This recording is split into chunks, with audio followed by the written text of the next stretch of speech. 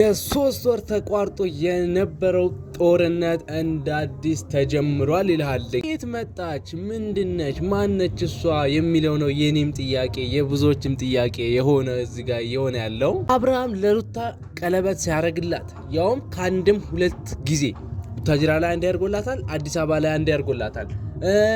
ሽማግሌ ሲልክ ዱባይ ሄደው ሰርጋቸው ሲያረጉ ሌላ ምን ጨምር እንዴ?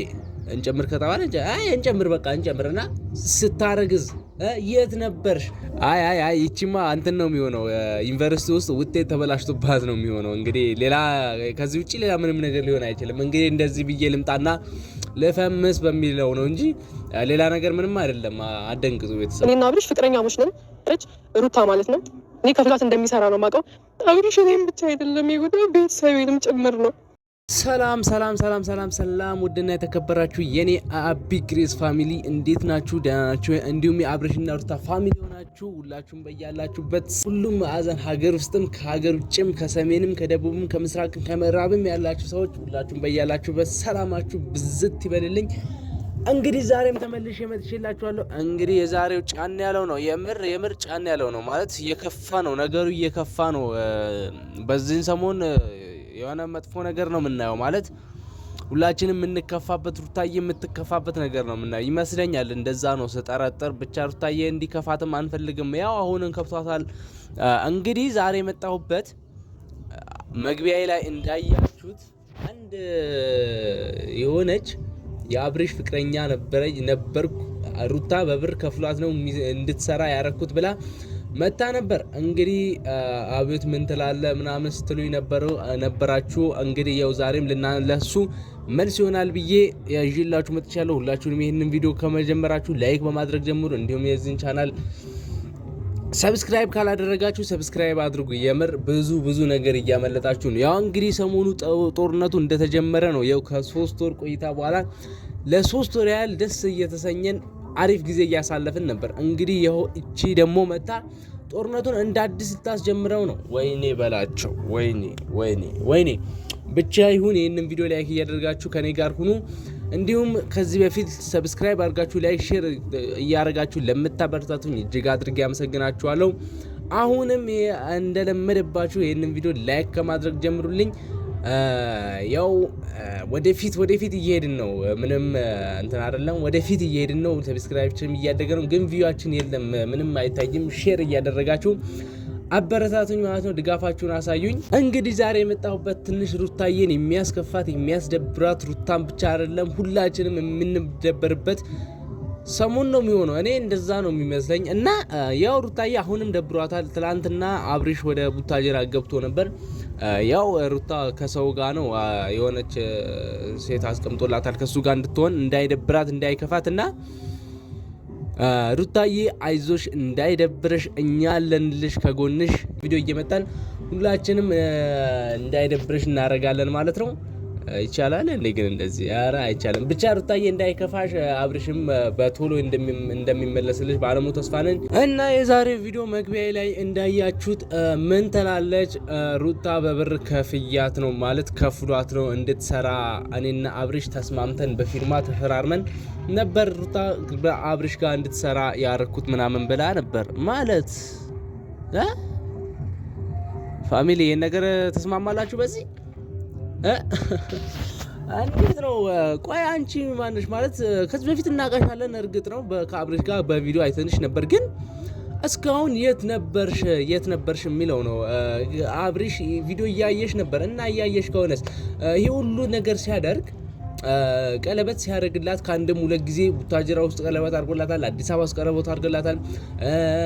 ሽማግሌ ሲላክ ቪዲዮ እያየው ነው ብለሽ ነበር። አዎ እያየሽ ከሆነስ እና የሁሉ ነገር ሲያደርግ የት ነበርሽ? ዱባይ ሄደው ሲዝናኑ ሽማግሌ ተልኮ ሁሉ ነገር ሰርግ ተደግሶ እስኪያልቅ ድረስ የት ነበርሽ? እውነትም የአብርሽ ፍቅረኛ ከሆንሽ ሩታ ከፍሏት እንዲሰሩ አብረው እንዲሰሩ ከተስማማሽ ይሄ ሁሉ ነገር ሲፈጠር አንቺ የት ነበርሽ? ማለት አንቺ የአብርሽ እውነትም ፍቅረኛ ከሆንሽ ሩታ ከፍሏት እንዲሰራ ካረግሽ በዚህ ልክ እንደ ፍቅረኛ አክት ሲያደርጉ አንቺ ምን እየሰራሽ ነበር?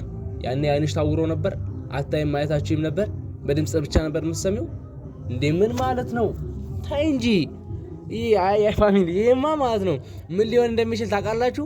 ይሄ ከዛ ከዩኒቨርሲቲ ውስጥ ውጤት ተበላሽቶባት እንዲህ ብላ በቃ ህይወቴን ልቀይር በዚህ ልፈምስ ብላ ነው እንጂ መጣችው። ይሄ እውነትም የአብርሽ ፍቅረኛ የድሮ ፍቅረኛ ሆነ አይደለም የመጣችው ፋሚሊ።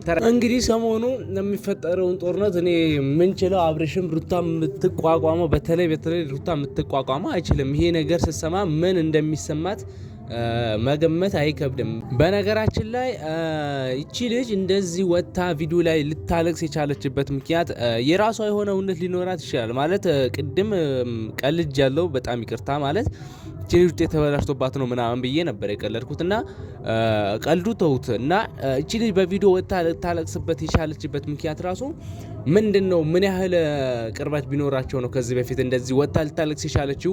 ይህን ነገር ስትሰማ ሩታ ምን ይሰማታል ምናምን የሚል ጥያቄዎች ብዙ ጥያቄዎች አሉ። እሷም ደግሞ እቺ ልጅ እውነቷን ነው በውስጥ በኩል የራሷ የሆነ እውነት ሊኖራት ይችላል ምናምን የሚሉ ብዙ ሀሳቦችና ጥያቄዎች አሉ ዩቲዩብ ውስጥ ላይ ምናምን። እንዲሁም ደግሞ እስከዛሬ የት ነበርሽ?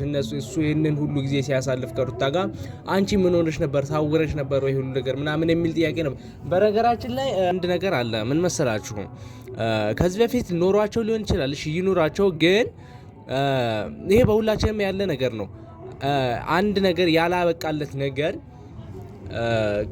ሳያበቃለት የሆነ ነገር ሳያበቃለት ሌላ ደግሞ ስንጀምር የአንዱን ህይወት ሲስተካከልና የሌላኛው የወንዱ ወይም የሴቱ ህይወት ሲስተካከል ወንዱም ይሁን ሴቱ መታ የዛኛውን ህይወት ስለተስተካከለት ከሱ ጋር የድሮ ያቆምኩትን ነገር እቀጥላለሁ ድሮ ያልጨረስነውም እና ከት አላደረግነውም አሁንም እቀጥላለሁ እንደዚህ ነው ብዬ እመጣለሁ ምናምን ብትል እሱ እንኳን ቢል ይሄ በሁላችንም ያለ ነገር ነው። ማለት አንድ ነገር መቋጫ ከሌለው ይሄን ነገር ይፈጠራል እና አብርሽም ደግሞ ይሄን ነገር ሳይቋጨው እንደዚህ አይነት ነገር ካደረገ የምርሽም ነው የእውነት ብቻ ከዚህ በኋላ አብርሽም በዚህ መልስ ይሰጥበታል ብዬ ተስፋ አደርጋለሁ። እውነቱ ምን እንደሆነ ምናምን ነገር መልስ ይሰጥበታል ብዬ ተስፋ እናደርጋለን። ሁላችንም እንጠብቃለን እንጂ ሌላ ነገር ነው። ሩታዬም በዚህ መሃል በጣም ትቸገራለች ይሄን ነገር ለማስተካከል በጣምም ትጎዳለች እና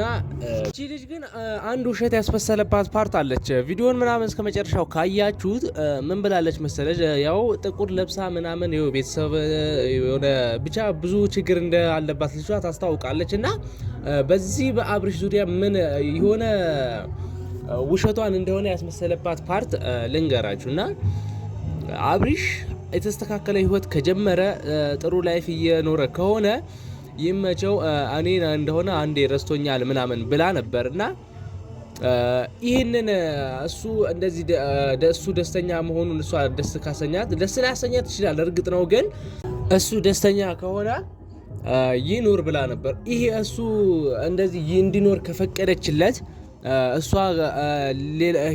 ህይወቱን እንዲበላሽ ካልፈለገች ለምን እንደዚህ ቪዲዮ ላይ ወጣች? እዛው እንደነበረችበት ቤቷ ውስጥ አትቀመጥም ነበር? ብቻ ይህን ፍምስን ለመፈመስ ፈልጋ ምናምን ካልሆነ በስተቀር እውነቷን ነው ብዬ አላስብም። ቴም ተከፍታለች ብላለች። ለእናትሽም ፈጥረሽ የነገርሻቸው የውሸት እንትን ብቻ እንደዚህ ማድረግ ተገቢ ነው። እንደዚህ ማድረግሽ እስከ እናትሽ ድረስ መድረስሽ ተገቢ ነው ብዬ አላስብም። ብቻ አንፈልግሽም። አንቺ በመጣሽበት ተመለሽልን።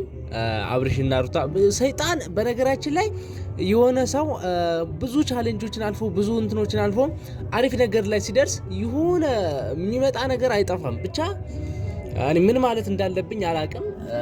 የሆነ ሰው የተስተካከለ ህይወት ሲኖር እንደዚህ አይነት ነገር ይገጥመዋል እና አንቺ በመጣሽበት ተመለሽልን። ቪዲዮ ላይ ያላችሁን ሀሳብ አስተያየቶች ኮሜንት ላይ አስቀምጡልኝ። በሌላ ቪዲዮ እንገናኛለን። ሁላችሁም ይሄንን ቪዲዮ ከወደዳችሁ ላይክ ማድረጋችሁ እንዳትረሱ። ሁላችሁም በያላችሁ በሰላማችሁ ይብዛልኝ። ወዳችኋለሁ። ይመቻችሁ።